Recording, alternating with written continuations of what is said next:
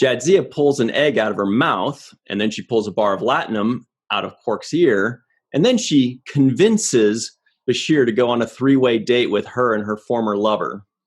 Hey, everybody, and welcome to the 7th Rule with Cirroc Lofton. What's up, guys? Convinces. Today, my name is Ryan T. Husk, and today we are reviewing Deep Space Nine Season 4, Episode 6, Rejoined, directed by Mr. Avery Brooks. Written by Renee Echevarria and Ronald D. Moore. How are you today, Cirroc? I'm doing well. Had a good Thanksgiving, and nice. Now we're getting into this episode. I didn't realize that Avery directed this episode. I didn't either. I did not either.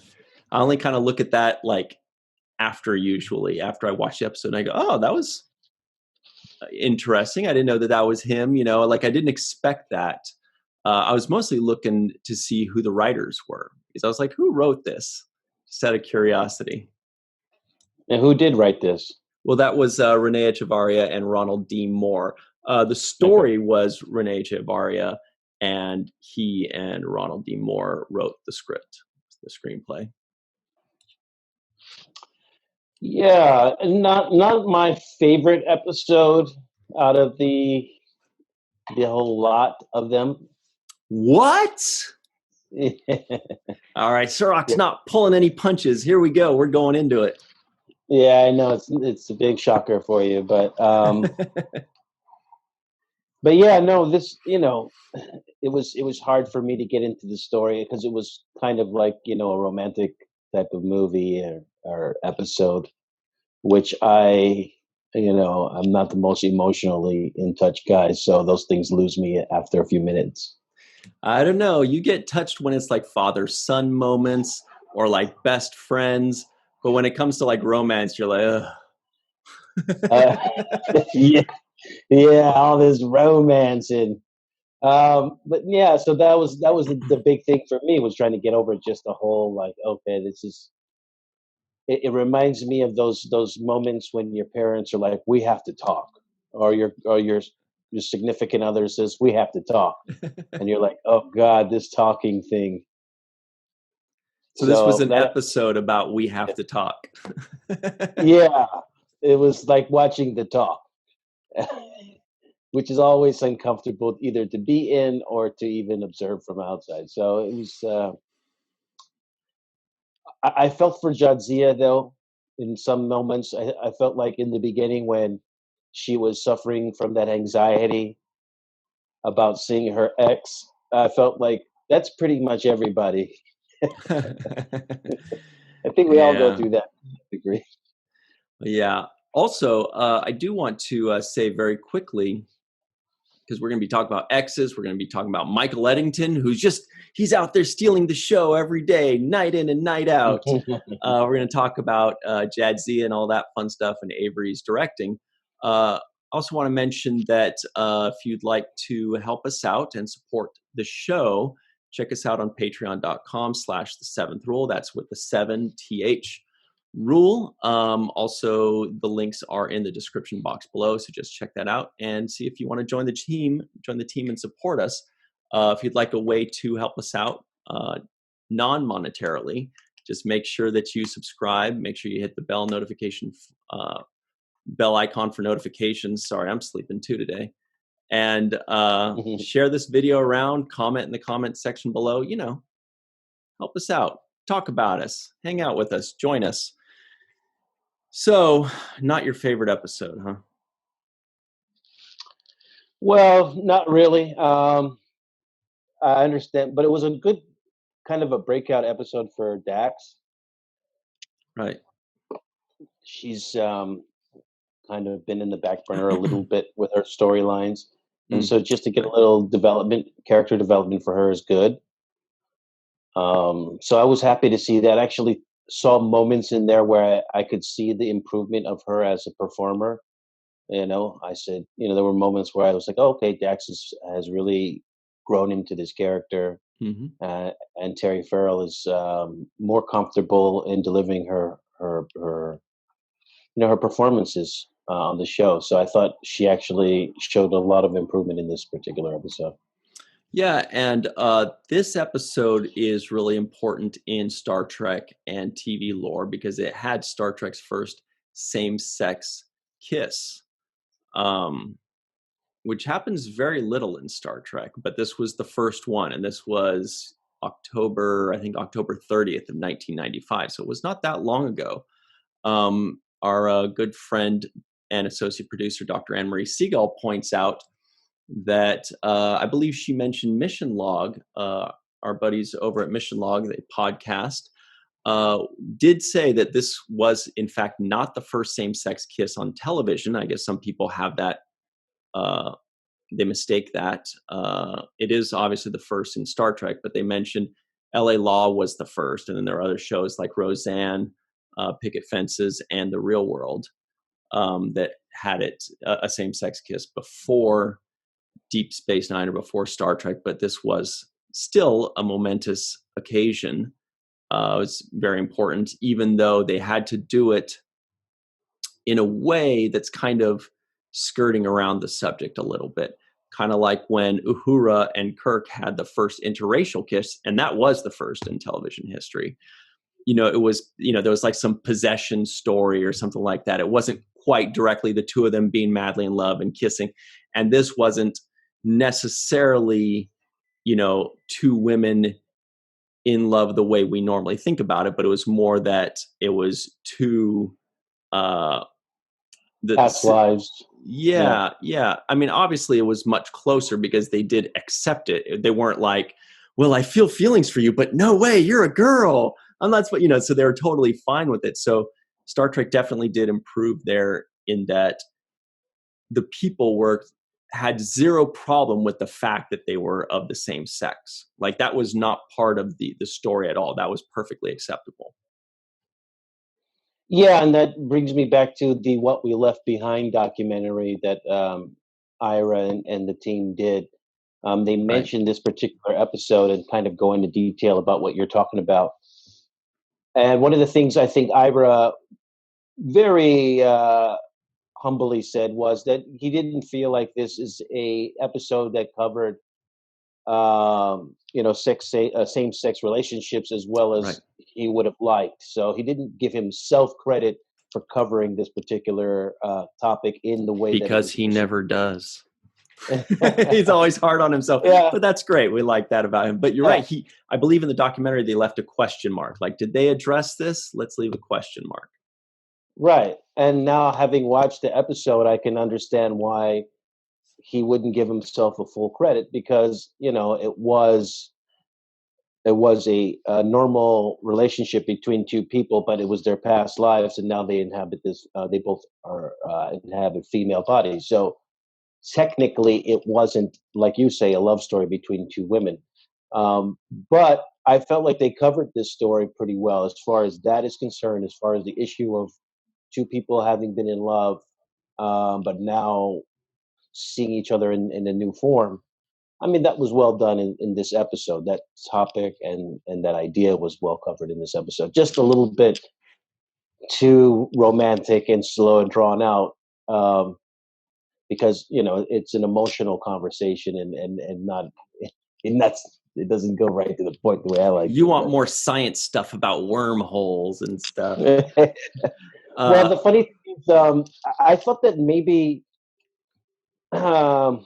See, what affected me was the fact that Dax is now, because Dax was a man when she was with this other person, this other woman in her past life. I think it was Tobias, right? Yeah. Tobin. No, it was. Was it Torias? Torias, that's right. Yeah, Torias. The only thing that I thought was interesting was the fact that Torias clearly was impulsive and had all of these things that didn't listen really well and was impulsive and had some regret for the actions that he took at one point. But that wasn't the version of him that I felt like was having these conversations. I felt like these conversations were really more from from Jadzia's perspective, Right. not so much so from his. You know what I mean? Mm-hmm. Yeah. By the way, Torias was actually his middle name. His first name was Skella. That's Okay. All right. a very bad He-Man joke. But anytime I can put He-Man in this, I'm happy. So I did want to finish up a little bit about how they address the same-sex kiss and the same-sex situation. And to me, what the big win was, yeah, they kind of skirted around it a little bit because it wasn't technically, just however we're used to seeing, two men in love or two women in love. It was because of past lives or something like that, right? Okay, fine. But what I thought they really addressed perfectly, and what I do think is a big win, was, like I mentioned, that it was not a problem for anybody.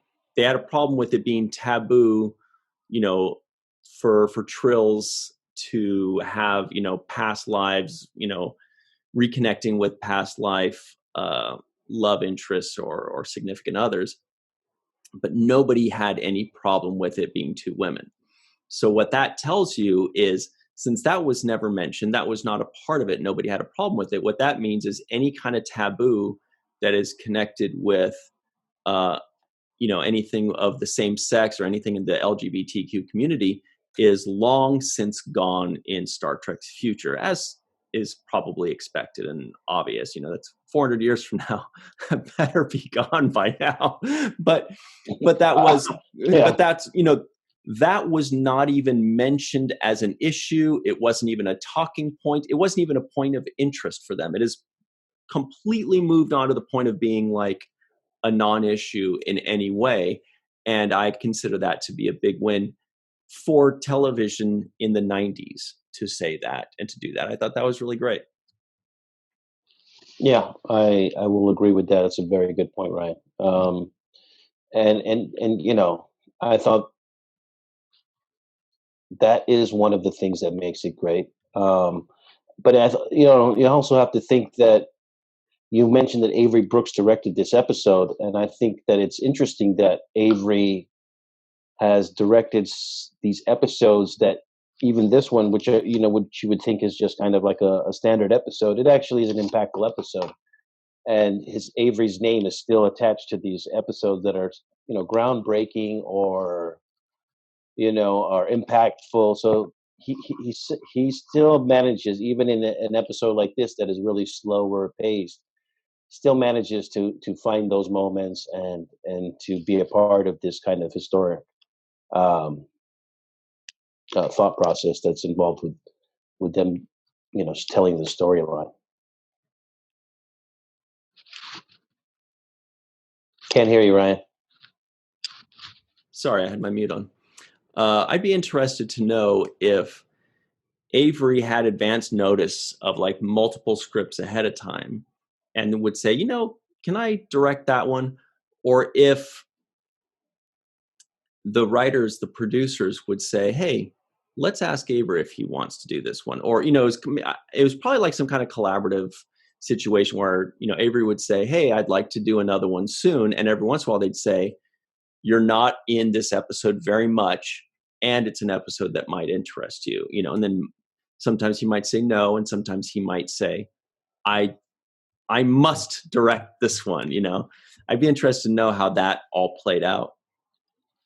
Yeah, and when you add that bit of information to another nugget they revealed in the documentary, Terry Farrell mentions that Avery was really a mentor to her and help make things easier on her as she was, beginning the show and starting to do the show.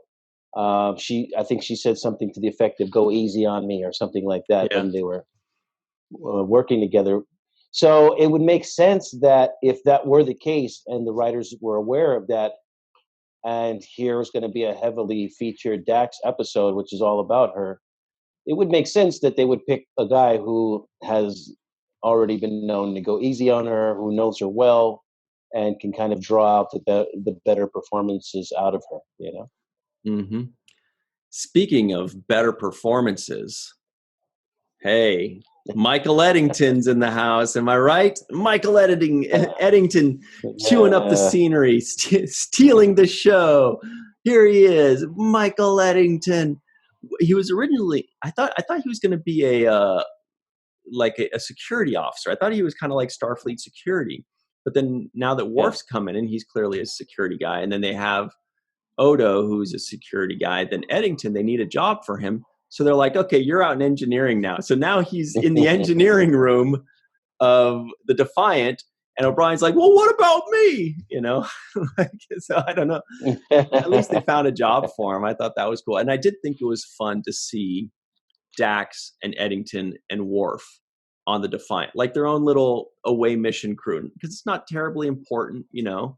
So Sisko's like, you guys can handle this. You're just going to do science stuff, you know. I do like to see things like that where they have away teams and away missions and who they choose for that. My first thought when I saw Eddington was, is this guy still alive? You're like, is this the episode where he dies? Yeah, and I was sure he was going to die in this episode. He's going to take a shuttlecraft into that wormhole. Yeah. I knew he was going to die. I was like, this is the episode. He's dying. That's it. And then, you know, when they said Eddington's in the reactor room or whatever it was, when it was the two of them trapped in that room, I was thinking, oh, they're both not going to make it, you know, and this is his swan song. But sure enough, Eddington stayed alive. I actually would like to meet the actor who played Kenneth Marshall. So would I. Yeah, I never had a chance to really see him at any of the conventions. And I didn't spend much time with him when we were doing the show because obviously none of my scenes had anything to do with what he was doing. So we didn't saving really the universe. Yeah, because Eddington was saving the universe week after week. Yes. Well, I was saving self-sealing stem bolts.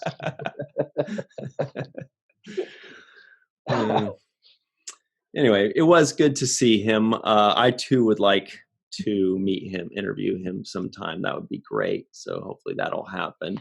I thought there was a line missing in Eddington's particular scene when he was discovered in the reactor. When Dax found him, you know, she opens the door and sees him laying on there, and he's like, "We've only got 10 seconds," or something like that.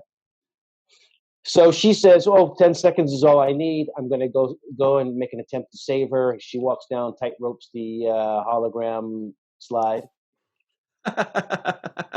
Yeah. And then she gets to her love, Lenara. But all of a sudden, Eddington gets up, right? And she's down there tending to Lenara, and he gets up and he's like, "I'm out of here. This thing's about to blow." And he runs out of the door that Dax came in through, right? I thought there was a line that should have been there, which was like, "Hey, get out, you know, escape through that hatch over there," or something like, "We've only got 5 seconds," or something. You know what I mean? Something to I'm out of here. I'm going to save my ass, and whatever happens to you is on you. No, I totally agree. I noticed the same thing. I wonder if it was cut out of the edit or something, because it was almost jarring where we don't know that he's going to run out. Like she's doing, you know, she's going on the force field and she comes down like this and we're like, okay, what are they going to do? How are they going to save him? And Eddington's like, and we're like, wait, what? No words, nothing. Nothing. Not an explosion that makes him duck away. Not a Dax saying, "Go, get out of here, we'll be fine." Not Eddington saying like, "Good luck, suckers," or you know, like he just went, "Whoa." Yeah. Meanwhile, she risked her life to get to him. Yeah. He's like, "That's your problem. I'm out of here." I see an open door here, and I'm taking it. Yeah. There was a misline there. It was something to the effect of, "Hey, 10 seconds till this thing blows." You know, something like that, and he rolls out.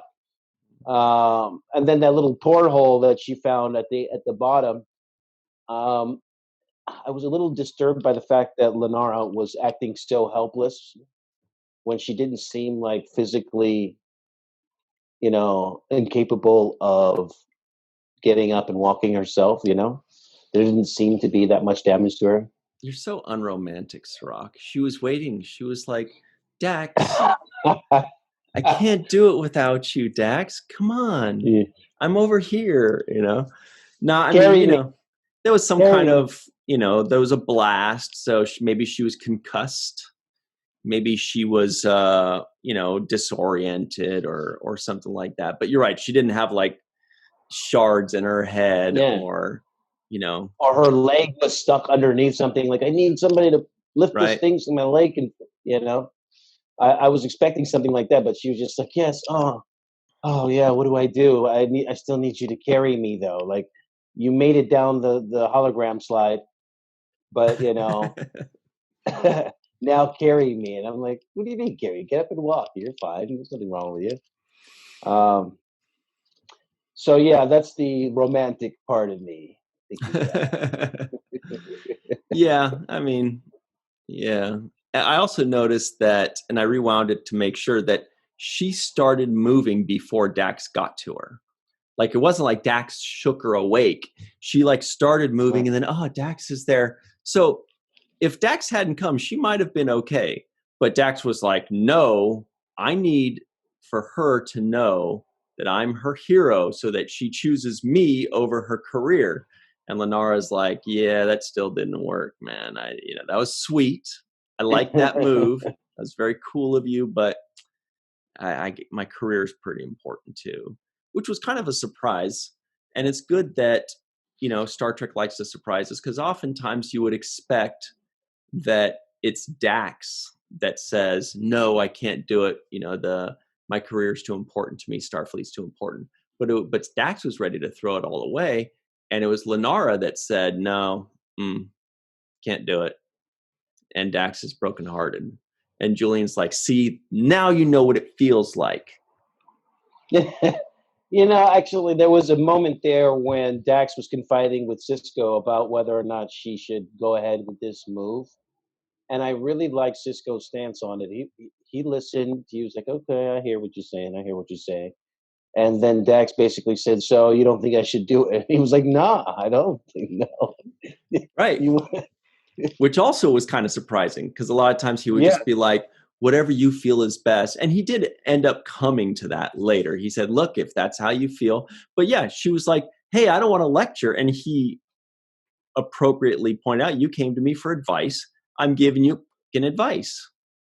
Yeah, you might not like it, but that's what I think. Yeah. That's what I think. And then he gives her the real smart advice, which is to make sure. And, that's a lifelong advice lesson for all of us who are out here in the world. We always get attached to things, or we have our own perspective of things and our emotions, and we calculate things in our own head to be laid out in a certain way. And sometimes that feeling is not mutual. So it's important to be sure before you kind of lay out your life in front of you. Right. And sometimes we ask for advice when really what we want is just confirmation. Right. Yeah. Somebody to agree with us. And then we're like, why are you? No, I just wanted you to tell me that you agree and that I'm right. We got to take our break real quick, but I do want to get into a lot of other great stuff, like the actress that played Lenara. I also want to talk about all those good Bajoran foods and Dax's magician skills, which people are just dying to talk about. But right before we do that, I do want to give a big shout out to our friend. Where do we go on this? Wait for it. Yeah. No, but I want to talk about all that stuff, and I do want to give a big shout out. We want to give a shout out to our good friend, Mr. John Tuffarella, Commander John Tuffarella of the USS Aron Eisenberg. Check them out. Really cool. John's been a good friend of the show since the very beginning. I'm pretty sure the very, very beginning, he and Homer Frizzell were kind of like our OGs of the show. And I don't mean like, oh, geez. I mean like, oh, geez.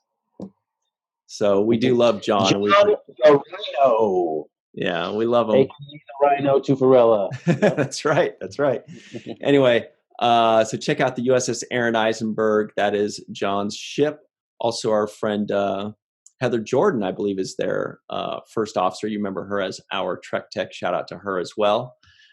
Take a quick break, like the fastest break in the West, and we'll be right back. We'll talk about the Trivioids on the other side. Cool. Hey, everybody. Welcome back to the 7th Rule with Cirroc Lofton. Hello, hello. My name is Ryan T. Husk. We are reviewing Rejoined Deep Space Nine, Season 4, Episode 6. As you know, here are the Trivioids that may or may not have made the cutting room floor. Jadzia pulls an egg out of her mouth.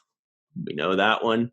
Jadzia pulls a bar of latinum out of Quark's ear. We could talk about that for a minute, too, by the way. Tobin used to dabble in the sleight of hand. Oh, I should have got a magic trick so I could have done it right then, like the disappearing quarter maneuver. Opportunities lost. Curzon was even late for his 100th birthday. We find out what Klingons dream about. That was pretty cool. Bajoran food was Hasperat, Moba fruit, and Veklava. Veklava sounds like baklava, Greek food. Dax convinces Bashir to go on a 3-way date with her and her former lover, and boy, was he miserable. And Dax gives Lenara Ryzian perfume. We all know what that means. Yeah. I don't know if we do. Yeah, she's going to smell a whole lot better. Finally.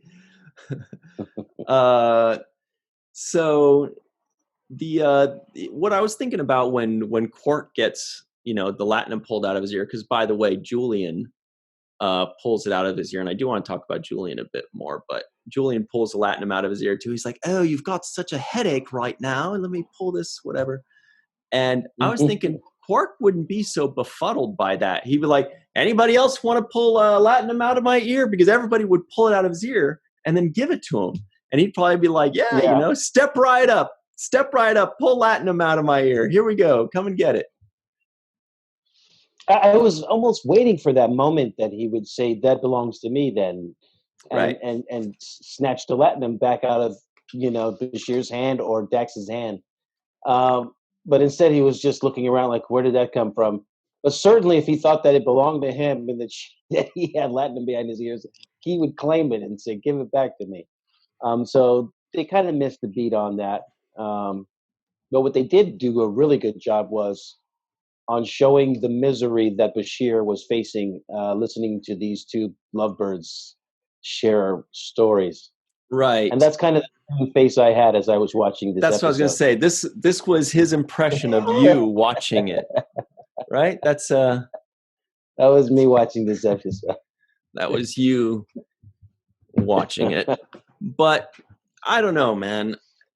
Bashir, like I keep saying convinces, because when Dax said to Bashir, she's like, "Hey, I'm gonna go on a date with my former lover, and we're gonna like rekindle this love fest we got going on.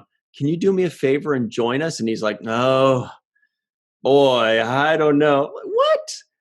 Bashir would be like, "I'll do it. Let's go. I'm all for this. I'm buying. Let's do it." But he was like, "Okay, but you owe me one. Boy, am I really sacrificing my Saturday night for you and that other lovely lady that I like." So I don't know. Yeah. Now that you say that, that makes sense. What you're saying does make sense, because he already clearly has a thing for Dax. And every woman. And every other woman. and then here comes another really beautiful woman, who has that same sex appeal. So I just feel like, he'd probably be like, sure, I'd join. Do we get the group hug? Is there going to be a 3-way hug over here or something? What was it that he was saying to that one lady about, like, oh, you should try drinking tea and massages will help, So he's like, I'll provide the tea and massages and the quarters. So I don't know. I wasn't 100% convinced that he would be that bored. I mean, maybe after a few hours of him desperately trying to shift the conversation in the way that he wants it to shift. But I guess we've all kind of been there where you feel like the third wheel, which he eventually did start feeling like the third wheel, where it's like two old best friends are just going at it. And you're like, yeah. Oh yeah. Yeah. I don't know that inside joke. but you guys are both laughing, you know, and you're just like, well, I don't know. So he must have felt that way, I guess. Not to mention, they were actually talking to each other and not including him in the conversation. It's not like as if they were saying, Bashir, you got it. The last time you should see the way she cooks. You know, we had dinner and she made this thing for me, and it spilled all. You know, something that included him in the story. Instead, they were just going back and forth to each other, like, you know, oh, why did you do that? Oh, you shouldn't have, you know. And they were just, so he was probably like, yeah, I don't remember any of these stories. I don't know anything what you're talking about, and these are all inside jokes. So, it would have been funny if he just kind of like got up and walked away and they didn't even notice he left. like he was just like, yeah, okay, I'll no, it's fine. And he kind of gets up and goes like, I would have liked him to have just been drinking the whole time until he was pissy drunk, and then he gets the call somebody broke their leg, and he's stumbling out like, I'll fix that leg. Yeah. He'd be like, maybe someone can fill in for me on that one. You know what we have to get into, though, and I don't know if this thought was going through your head as you were watching this episode, but since Discovery has now decided to introduce a Trill character, and that Trill character has a love interest, I was thinking if this love interest and this past life Trill character would be in violation of these very same rules that we're talking about, you know, that they have for the Trill. Interesting. No, the thought hadn't gone through my head because Discovery never goes through my head. No, I'm just kidding. I'm just kidding. We love you, Discovery. I'm just kidding. Yeah, I hadn't thought about that. That's interesting. Because it is so we know Adira. Well, yeah, it's a past lover, but Adira, you know, Adoa, Adira, a female deer, is not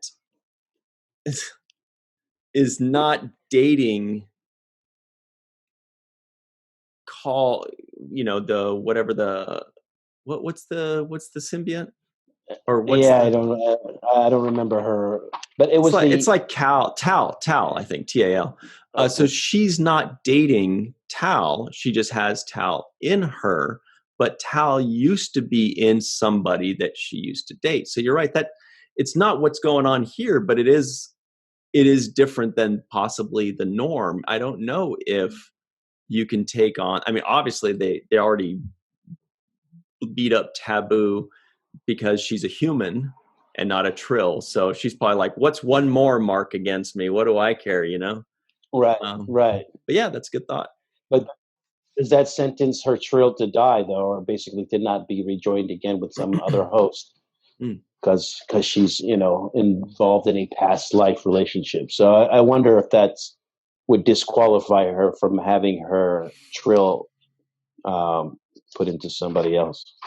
Well, the symbiont, I think that they are like sacred creatures. So anything that happens, they would blame the host and not the symbiont, I would guess. But I don't know. I don't know if they've addressed this before, but that's what I would think. This is when our Star Trek fans can join in on the conversation and help us out here.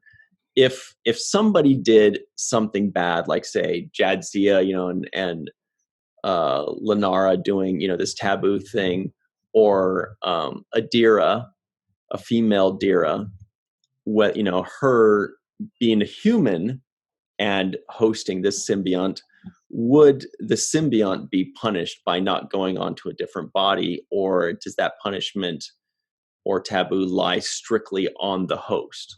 I say it's probably the host, but maybe somebody knows what the answer is. So let us know, please. That's a good one. Yeah, I thought that's what they were alluding to in this episode. I thought they were basically saying if Dax decides to proceed with this relationship with Lenara, that it means that she will not, once she dies, the symbiont will no longer be placed in another host. Oh, that's what I thought was up for grabs. So she's basically saying, I'm willing to risk my life, or the life of the symbiont, which would not be able to find another host, in order to start a relationship with you. That means there would be no more Dax, no more Jadzia. The memory of us would end right here. So I was thinking that was pretty much what was on the line in this episode. That's possible. If that's the case, I missed it. There was a lot of discussion about symbionts and trills and taboo and all that. And I think that's probably when you had this look, right? That's probably when you're doing this. Because for me, I did find myself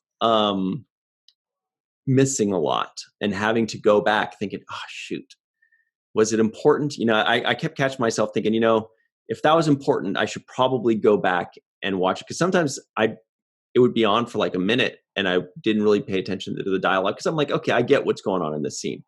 But yeah, there are little bits and pieces that I was worried that I might miss. And it seems like I may have, because I was thinking about other interesting aspects of this episode. Like, for example, the actress here, which we love to see, has the actor or actress been in Deep Space Nine before or other Star Trek shows? And the answer is yes, with this lady. She has been a Borg queen in 4 episodes of Voyager, two-parters, I believe. One was Unimatrix Zero, if I remember correctly, parts 1 and 2. And the other one is Dark Frontier, parts 1 and 2. The actress is Susanna Thompson. She's been in a ton of stuff. She was in Arrow, good Marvel stuff there. She was in Timeless, NCIS, a series called Kings, The Book of Daniel. I mean, tons of television. The Twilight Zone, the 2002 version of The Twilight Zone. Lots of good stuff. Yeah, she was Alien Nation. Okay. Okay. Shout out to the Alien Nation. One more thing, Star Trek The Next Generation. She was in 2 episodes as 2 different characters. Looks like around the 5th and 6th seasons. So she's been all over 90s Star Trek. It's funny because when I first saw her come on the screen, I had to ask myself, I had to look back and say, didn't I date this girl? I thought it was... I didn't think you were going with that. No, I thought it was a Dabo girl that I had dated at one point. So I was like, is this one of my exes? And I said, no, I never really dated a Trill, but I just wanted to know if it was the same actress, you know? And I was like, they couldn't do that. There was no way they'd be able to get away with, you know, the same actress playing my Bajoran girlfriend and then playing now this Trill. But I had to look at her face and I had to really ask myself, you know, because she looks so familiar. Mm-hmm. You know, I thought the same. Not that I might have dated her, but that she might have dated me. No, Okay. but like when I saw her, I was like, have I seen her in Star Trek before? Now, I don't recognize her as the Borg Queen. Like I know the character from the episodes, and I know the episodes, but I didn't recognize her from that because of all the makeup and stuff. So I'm sure it wasn't that. But she was in 2 different episodes as 2 different characters on Next Generation. So I think I might recognize her from that, or it might just be because I've seen this episode before and I recognized her. But we'll have to I'll have to check out the Next Generation episodes because I can't remember what it was offhand. But anyway, I thought she did well. I thought she did a great job. At one point, she looked like she was going to try to bite Dax's thumb. I don't know if you saw that, but that was interesting. I didn't see that. When was that? Right before they kissed, Dax kind of goes like this, and she's like, har, har, har. It's like I'm like, feed that poor lady. All she's had is Bajoran food all week, man. Give her some food. She's starving. She's hungry. We were going to get into a little bit about what Klingons dream about, and I think no better person than you, Ryan, to give us the insight about Klingon dreams. Sugar and spice and everything nice. That's what little Klingons dream of. No, there is a quote. Is that why? Is that why you're Yes. Boy, let's see. So Kira says, What do Klingons dream about? And he says, things that will send cold chills down your spine and wake you up in the middle of the night. It is better that you do not know, is what I believe what he says. Yeah. That was was the highlight of this episode, actually. And that was that it. whole- That they just did that, and he walks away, drops the mic. Like, it was perfect. It was the highlight of the episode. I was like, wow, I want us to get a little bit more into these disturbing Klingon dreams that he's having. Well, he did say, it is better that you do not know. So maybe that's, and they're like, and then they said, I can never tell if he's joking. Right. Does Worf joke? I don't know. I don't think so. I don't think he jokes. I don't hear him telling any jokes. Yeah, there is a funny scene in Deep Space Nine later on where Dax and Worf are in a shuttlecraft, and Dax says something, and Worf doesn't react, and she goes, "It was a joke." He's like, "Yeah, I know it's a joke, and I get it, but he just doesn't laugh or whatever." I can't remember the exact line, but he says something like, "I know it's a joke, and I get it, but it is not funny." Or I don't know if he says that, but something. People know the scene I'm talking about. People that have seen it, they recognize it. It's funny. Is this after they're married and a couple already? Yeah, I think it might be Dax's last episode. I think it might be that, but I don't know. Okay. We'll have to stay tuned and find out. But yeah, that was really fun. And that scene also showed something that I love. And I'm going to pull out my inner Cirroc here and say those dress uniforms looked so damn sharp. I really like them. I think people look better in those dress uniforms, honestly. They do. They really do. Sisko comes in with his, and then he pins the communicator on Dax, which was a nice little special moment they had. And I like how he cuts from that communicator close up being pinned to the next scene where she's looking down at it at the dinner. Another kind of that's his directorial little subtle nuances that he puts in there, which I liked. I liked that transition. Right, that was an Avery Brooks special right there. And that was cool. And then when we see everybody in their dress uniforms, it just looks really good. I thought Dax also looked better in the dress. I don't know what it is about it, but it just looks sharper. It looks tight. It looks sleek. It looks sharp. I really like it. I'm surprised you didn't bring it up because you're all over those uniforms usually. But I definitely noticed it this time. I took notice of it. I just didn't bring it up, but I did notice because they don't always have those on, and when they do, it's usually a special occasion. And in this particular moment, I have to agree with you. It just looks so sharp. It actually looks like it should be their normal everyday uniform because it's just that it looks that good, Yeah. I wonder if they have like wardrobe where they're like, we need 2 lint rollers for these episodes. Like for the regular one, they just have 1 lint roller, everything, whatever. But for these, they're like, dude, we need 2 lint rollers. This is legit. This is the real one. Yeah, we stay lint rolled up. Did you guys have a lint roller? Or was that just the wardrobe person that always had a lint roller in her fanny pack or something? Yeah. It was a wardrobe keeping all that in mint condition.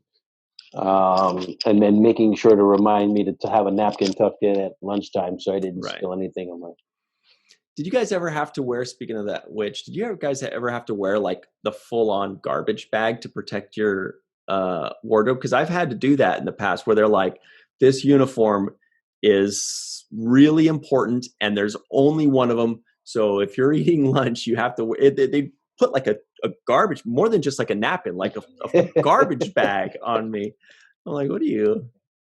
Oh, you're having a sloppy Joe sandwich? Yeah. It's SpaghettiOs day. Were you at a Nate's hot dog eating contest? Nathan's hot dog? Only if they have vegetarian dogs. Veggie dogs, am I right, guys? But no, I never had to wear a full-out trash bag. If it was that bad or that sensitive, they would just make me take it off altogether, and I just wear a T-shirt or something at lunch. Yeah, just live your life. Be free, man.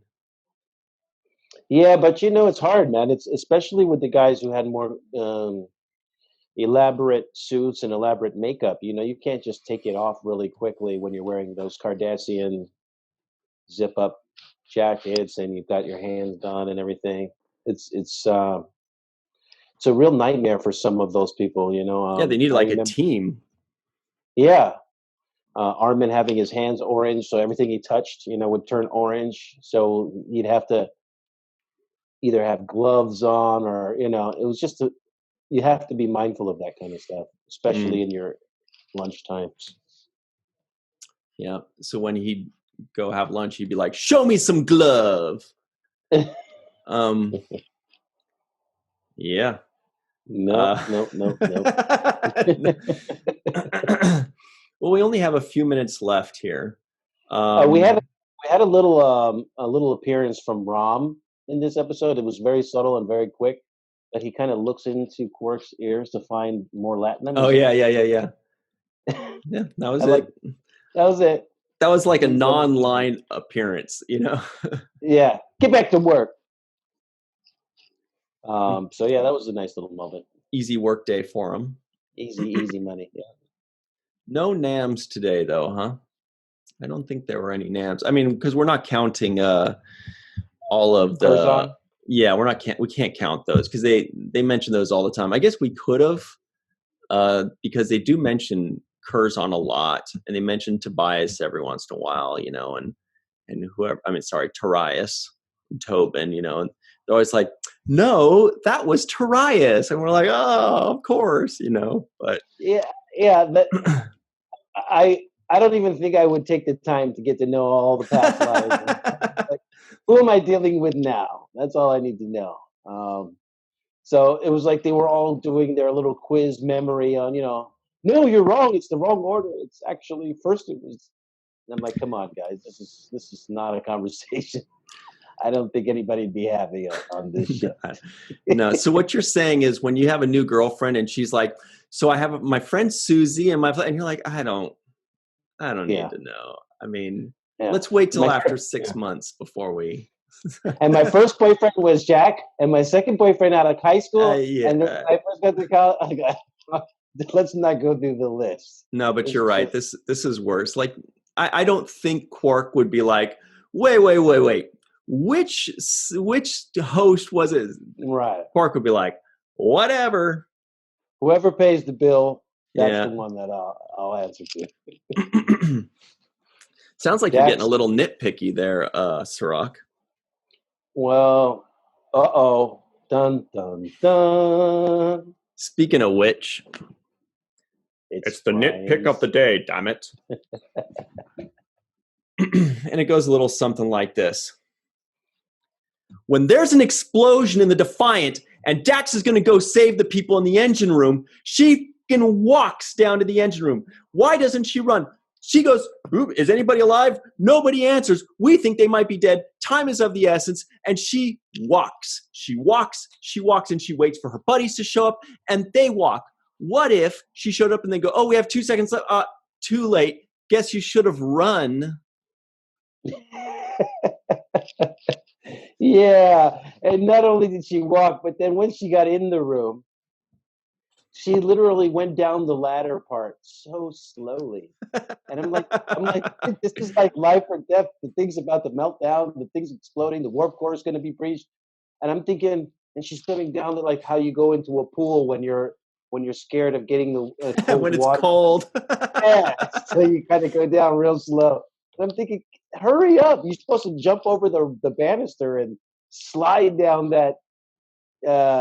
I called her Dax in the Technicolor Dreamcoats because I don't know why, but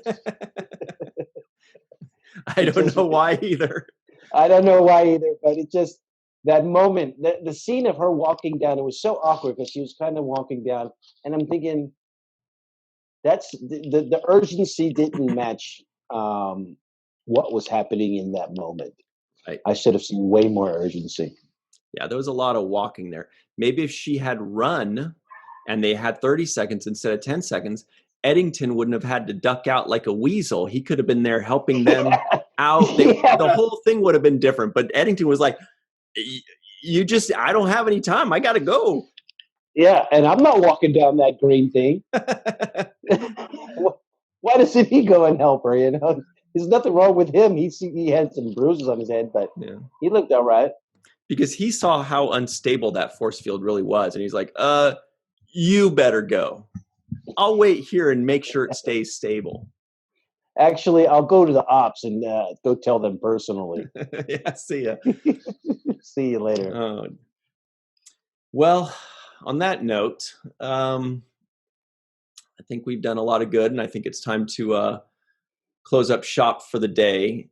We do want to give a very big and gracious special thanks to our friends Carmen Shamwell, PJ Tomas, TJ Jackson-Bey out in Missouri, Mr. Bill Victor Arucan, who will be seen in Burbank this week, Yvette Blackmon, Dennis Koch, Commander Homer Frizzell, Eve England, who just celebrated a birthday. Happy 25th, Eve.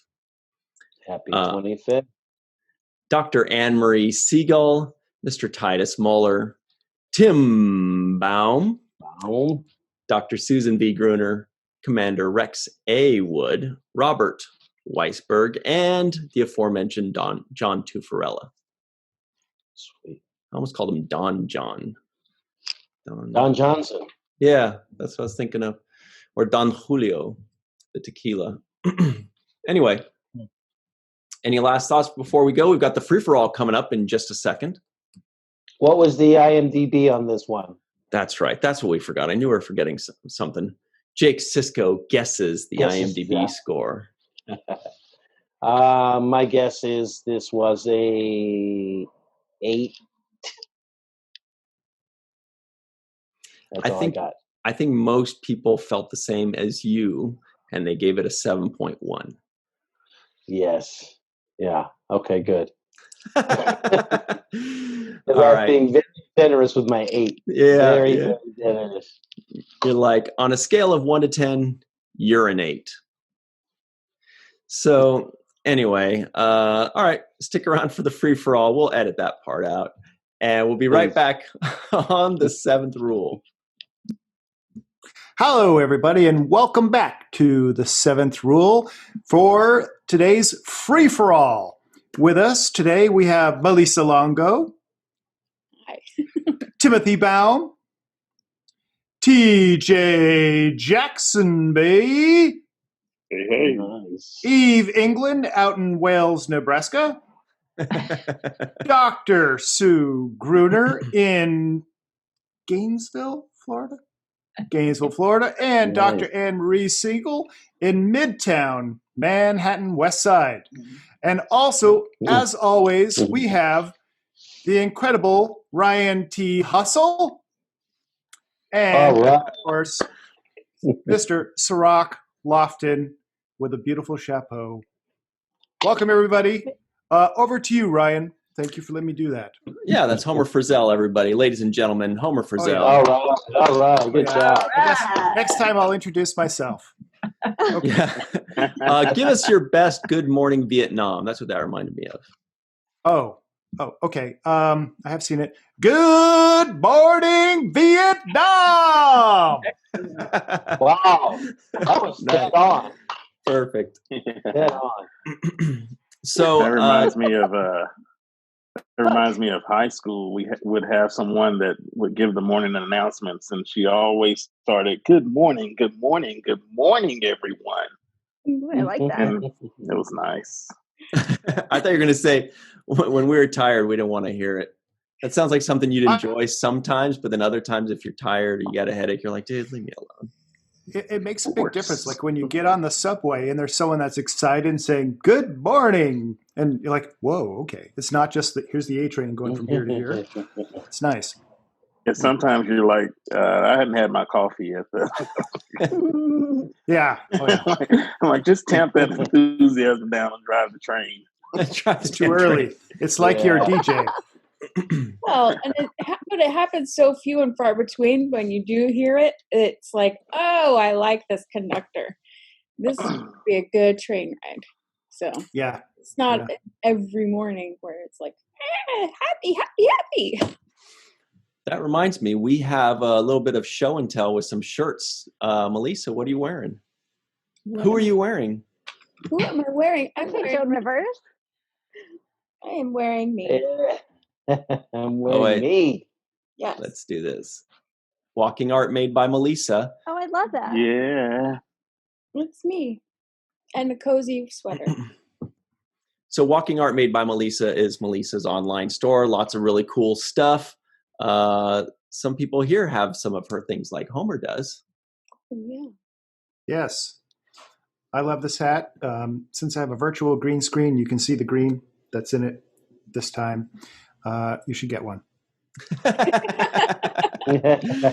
Awesome. Anybody else? I know we also... Eve's got the bracelet. She's wearing the bracelet. Nice. Gorgeous. Ooh. And she also has a Cirroc Sisters shirt or that she designs from Abyssinian Kiosk, which is gorgeous. Wow. And she is doing it. Yeah. Woo! Yeah, that bar is way high now. Wow. That's beautiful. She's killing it. Somebody else was wearing Abyssinian Kiosk, I thought. No? I have one handy. Oh, that's what it was, the shirt, yeah. The green one. I love the colors. That's upside down. Oh, and I like the thing on the back too, which I didn't. Right. But it's Cute. Beautiful. You also have this Seventh Rule shirt that we love so much. Yes. Beautiful. Oh, Yeah. JJ Wendell, who's having a sale right now on his website. Good knowledge. JJ Lendl, we love him. He's awesome. I think we got everybody. Anne Marie, are you wearing something? Oh, it's Marie's Crisis shirt. Oh, I love it.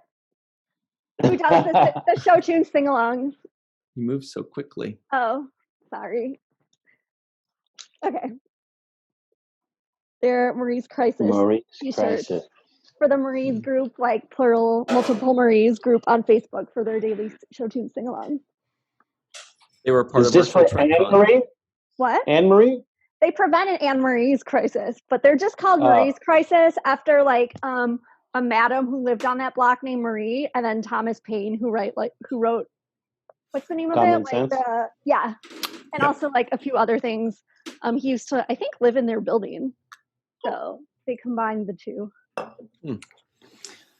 So today we were reviewing Rejoined, Deep Space Nine's Rejoined. By the way, everybody, if you see something you like and you want to check out these things in the description box of this video, all of the links are down below. Check them out. Walking Art Made by Melissa, Abyssinian Kiosk. TJ knows where it is. And teespring.com/the seventh rule. It's all there. You guys have any thoughts on Rejoined? It was kind of a big episode back in the day, right? It's a really good episode. I remember it back in the day, and I remember thinking, wow, they stepped over a line that I wanted them to step over. Mm-hmm. I mean, what year was that? 95. Wow, that's really, they were so ahead of their time in some ways. Mm-hmm. And I loved it. I thought it was awesome. One of the best episodes in my book. Great episode. Anybody else? I don't know if anybody. Tim, we can't hear you. There we go. That was one of the first episodes I saw after I missed quite a few episodes due to getting married, having a kid, and moving. And I finally found it, and it's like, I'm okay. There was some things that had gone on. I'm like, I'm got to get caught up, but I still distinctly remember that because it was the first one back. Were you just like, whoa, Sisko shaved his head? Yes, yeah, I was. Oh, there's magic tricks going on now. I have a question for you guys.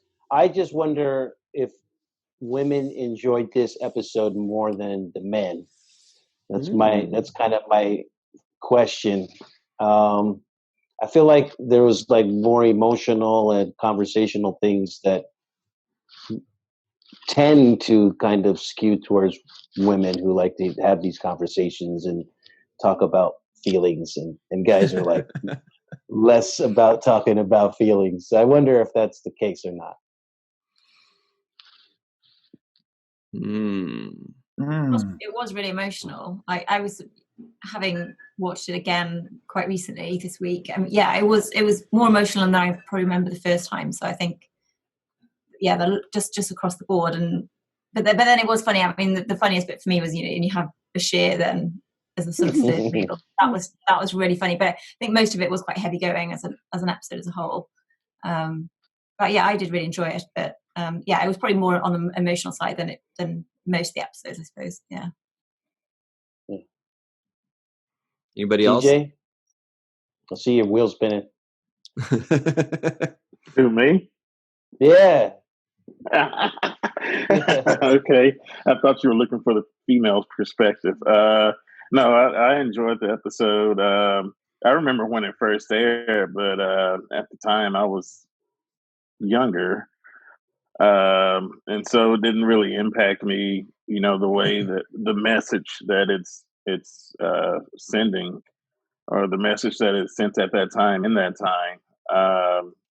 But I enjoyed it very much. I think, and I thought then that's a pretty stiff penalty for something that doesn't seem like that big of a deal. I mean, I get it, from the rationalization they had was you're supposed to go live, a whole nother life, and since you're in a new body. But the female thing, that wasn't even a thing in my head. Like, I didn't make any distinction about that before, but I recognize that, so many people do that. It's an issue and a thing that has to be addressed in the way that they did it. And so I think they did good on that number. I know they had to put it in this story where the actual issue is about something completely else. Right.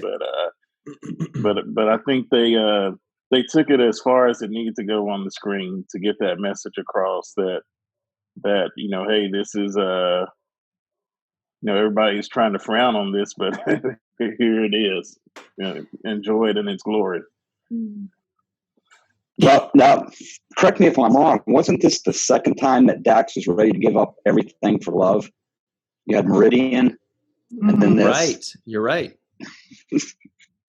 He's a hopeless romantic. This one's more believable, at least. But, yeah, Meridian is like, okay, we meet, and 2 days later, I'm going to give up my life. And Yeah. No, you're right. That's something I wanted to talk about earlier, Cirroc, and I forgot, was that usually, I kind of pointed out a couple times that, like, it just seems so unbelievable when people fall in love and then go through this whole love story in just 40 minutes. And it's practically impossible to do for a writer. And it shows on the screen because, like, we don't believe it. We don't buy that they just are ready to throw away their entire life. But like you're saying, like, it worked okay this time because this wasn't they just met each other, they just fell in love. It's almost like their souls have been connected and like they're meeting from past lives. So this time it was okay. This time it worked because they were already in love. yeah, I totally agree with that. That was. I thought it was done brilliantly. If you think about it, and I don't want to get political because that's not why we're here, but two people that loved each other, that still loved each other, that I can't even imagine if it were real, what it must be like to go through something like that. And I thought the way again, I thought it was just brilliant. And everybody can relate to that. Doesn't matter whether you're straight or gay or whatever, you can relate to love is love.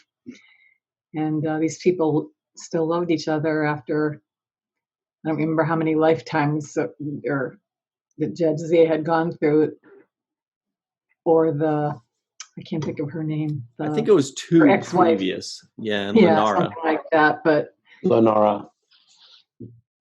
I wanted them to get together. Yeah.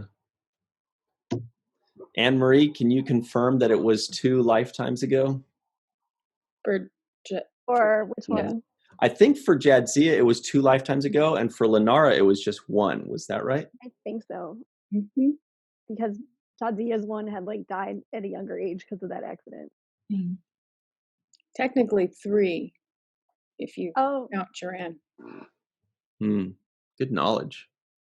or 4. Or what was it? Varad, Wasn't that there guy who like came Varad? on this Yeah. station Yeah. for a few minutes.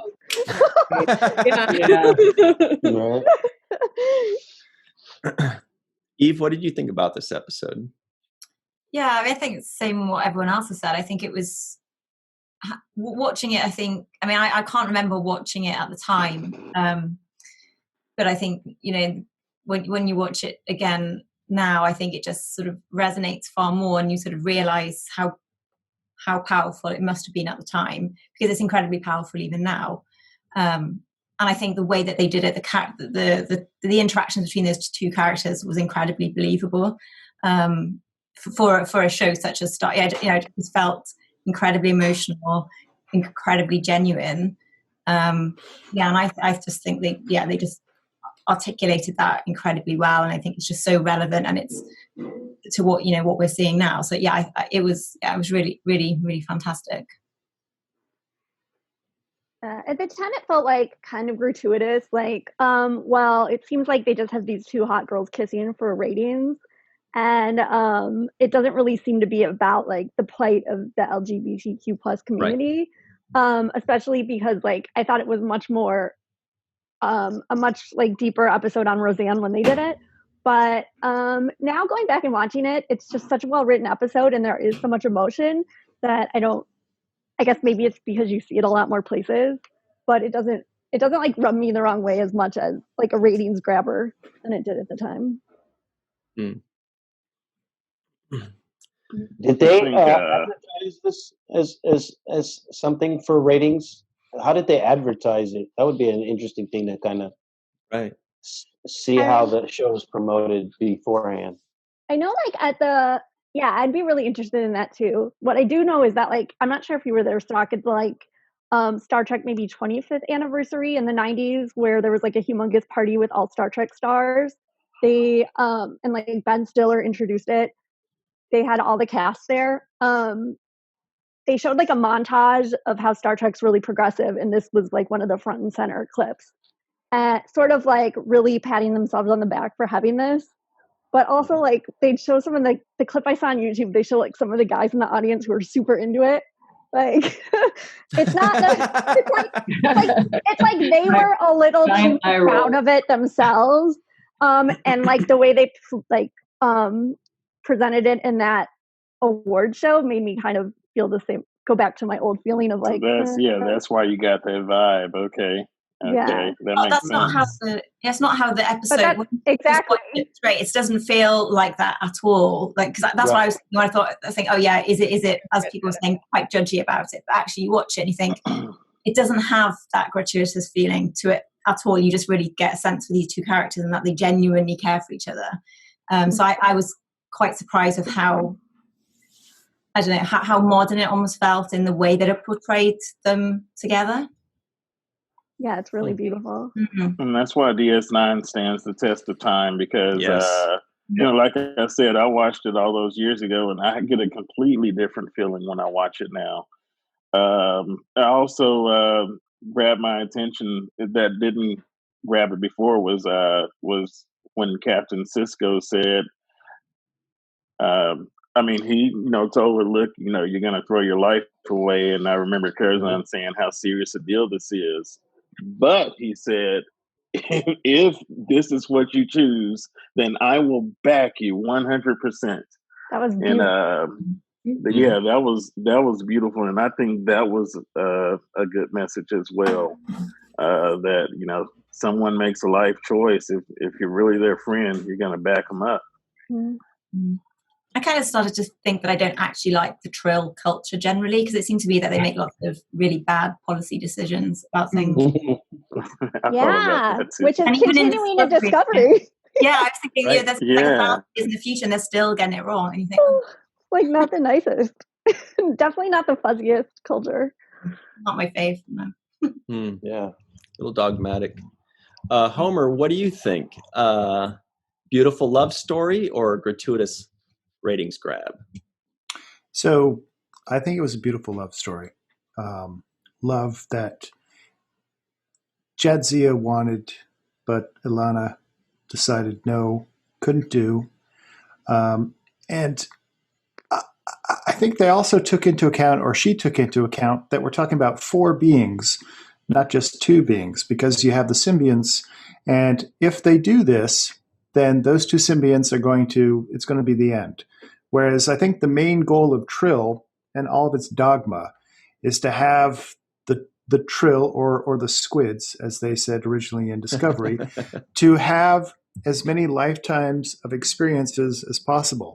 Now, what I don't know, and what I'd be curious about, is like, Trill has all of these experiences. What sort of warehouse or storehouse of data is there back on Trill, and how are they using that to make the world or the universe a better place? The other thing that stuck out in this episode is that some of the Trill people are really sort of creepy, like that guy at Quark's. Yes. Just staring through the bars. So creepy. Oh, man. Yeah. I mean, I think Quark should have just come by and said, excuse me, you have to move along. Scaring the customers. Yeah. Don't stand there. So that's Sorry, my I gotta run, guys. I have Good luck. another Zoom date, but good to see everybody. Thanks for having me. You too. All right, so here comes the real important question, guys. Okay. No, but here's a fun one real quick, because we only have a few minutes left. But here's also a quick thought. Like, Jadzia was being a magician, right? Who do you guys think would be the best magician in any Star Trek series, exempting anybody that can cheat, like Q, like the EMH doctor, like Data, people that can do technological or magical just eliminate everybody. Like everybody. No Odo. Well, yeah, because you look at Q, I mean, of course he's just going to go poof, the universe is gone. Look what I did, But, like maybe Tom Paris, I don't know. I just wanted to add something really quick, Ryan, before we get into that. And that was Please about save this, me. about this, about this Trill Union. It is, and I didn't think of this until now as we were discussing it, but it is a little bit selfish on that particular life of that Trill, or the host, to want to rejoin in their love. But there were also loves of the other lifetimes that are in that symbiont, right? So technically, every one of those past hosts could search out their loved one and find their person that they were in love with too. So I mean, it's kind of a selfish thing for them to only pick that one, and you're the one that I'm going to go after, right? I just thought I'd throw that out there. Maybe they would make an exception if it wasn't a joined Trill. I don't know. Anybody else? I can kind of understand the rule that they have as far as creating a life with a former host, symbionts creating lifetimes together, because there is that experience that they wouldn't be having if they continued, and if they let it go, that would just, where would it end? So I get that, but I also get that it's a difficult situation if 2 souls are so meant to be together that it's yeah, I don't know where the exception comes in, and how do you figure that out? Who gets that pass and who doesn't? So I guess I don't know. It's a tough question. answer. No real easy answers for Tough that. question. It's a good question, though. It's quite interesting. Well, I suppose that's what they were trying to make the point, that it is really complicated. And if you're in this situation that you had these past lives, what would you do, and what could you do, and what sort of is the right answer? And I suppose that's the problem, isn't it? I suppose where would you where do you draw the line? Where do you stop? And I suppose the Trills have just taken this is just the easiest way of dealing with it. But it is Right. possibly. I don't know.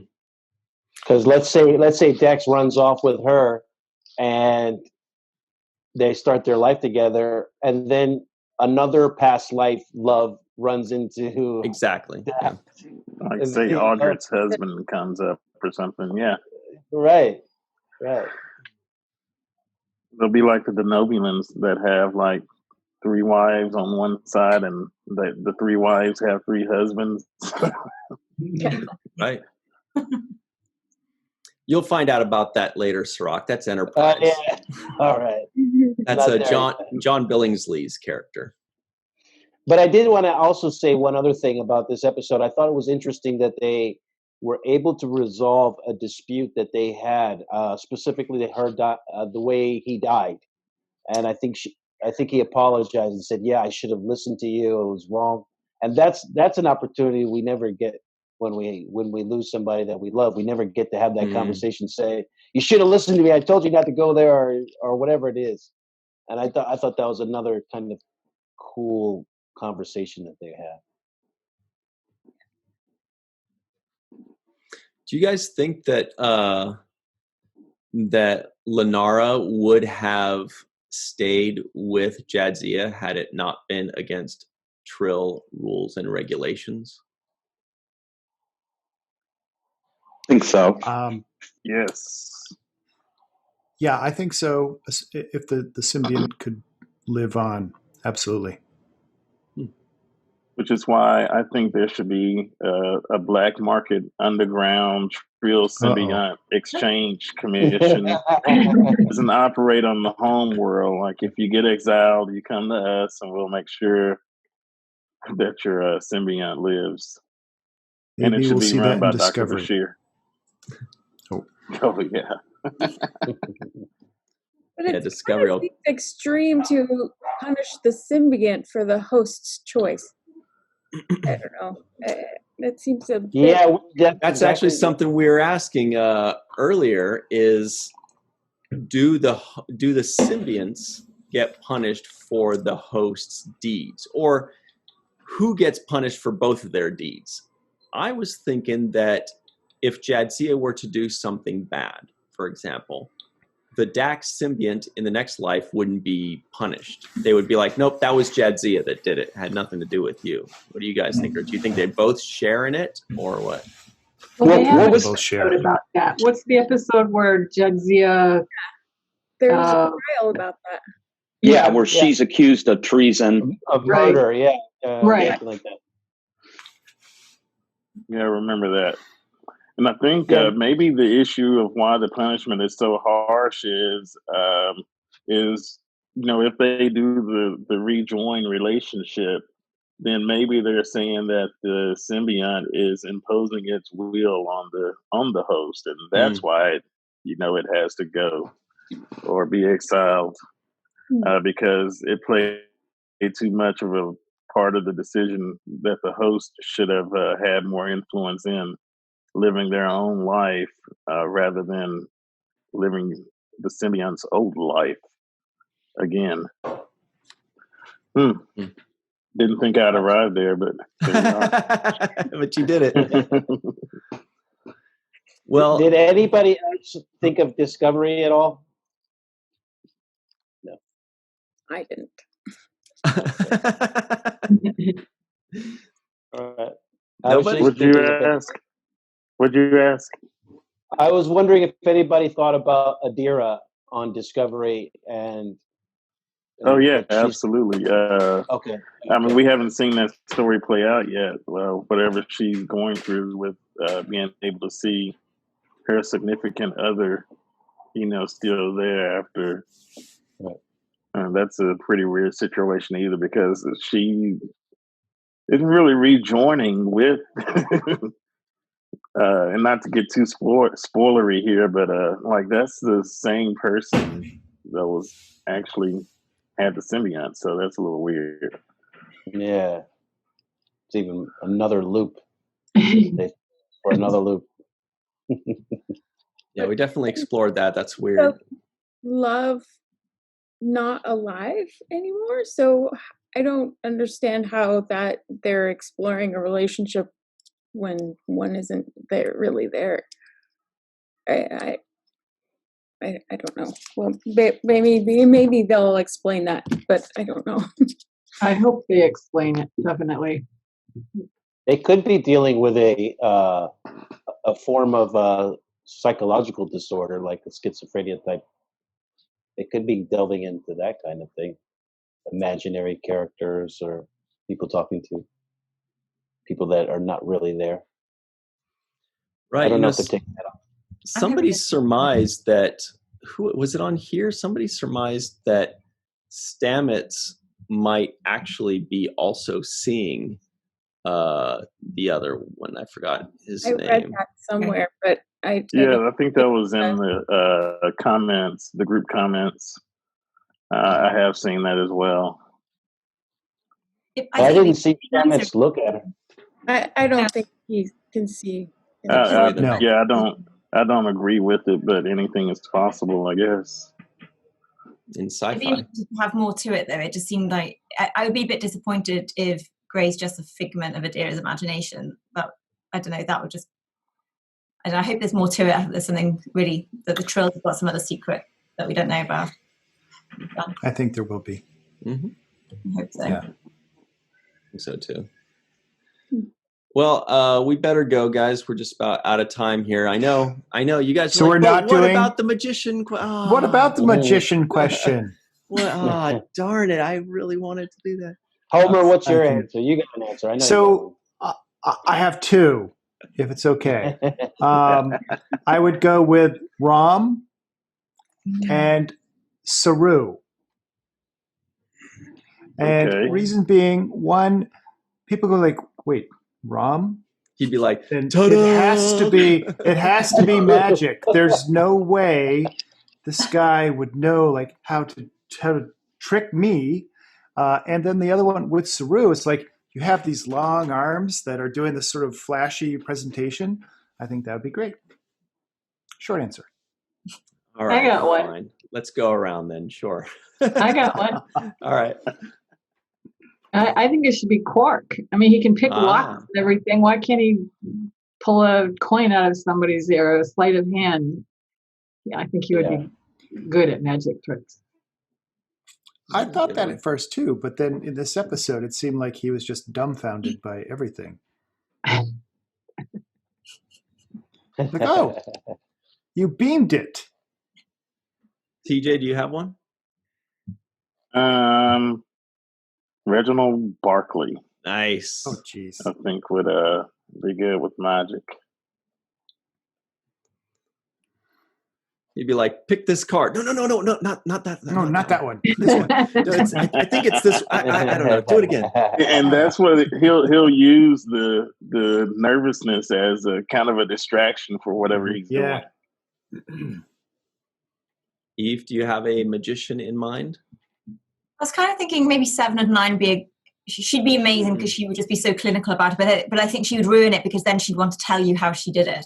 She's so straight. I think she'd be really good at it, but wouldn't it be really rubbish to be entertaining because she'd just ruin it for everyone. Yeah.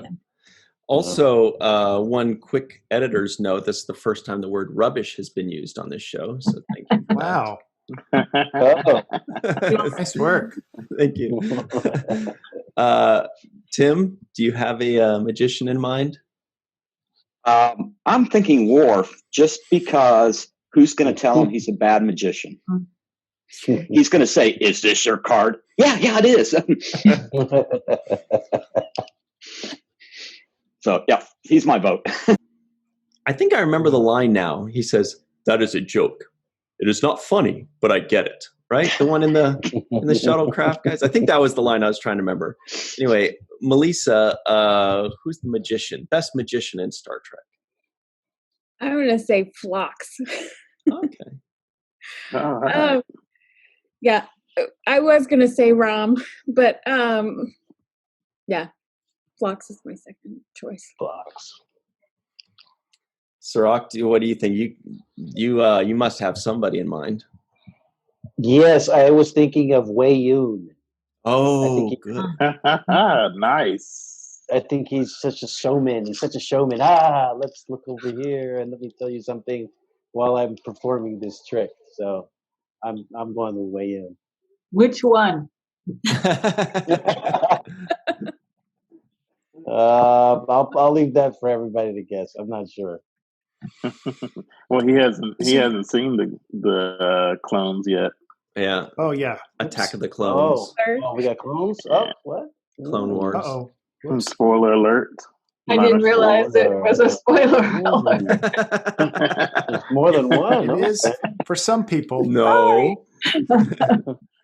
Ryan's got to know. Wow, that's a relief because I thought Ryan was going to ask us, what do Klingons dream about? If anybody caught that line in the episode. Oh, we did. That was a highlight. Cirroc brought that one up. Yeah, that was a great one. Nice. I got two magicians. One is sadly, but it's true. Neelix would be good at it, and he would Good love one, doing it. Yep. And people would be like, "Yes, Neelix, yes, that was very good. Can I get back to work?" Yes, it was Can great. you bring me my breakfast now? Yeah, please. I don't want you to pull latinum out of my scrambled eggs. Just give me the scrambled eggs. I think the other one would be Porthos. He can make cheese disappear. I love Porthos. Okay. That's a skill. Porthos is Captain Archer's dog who likes cheese.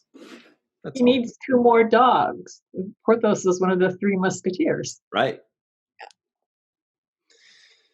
All right. Well, I guess we better close out for the day, for the week. But thank you all so very much for joining us.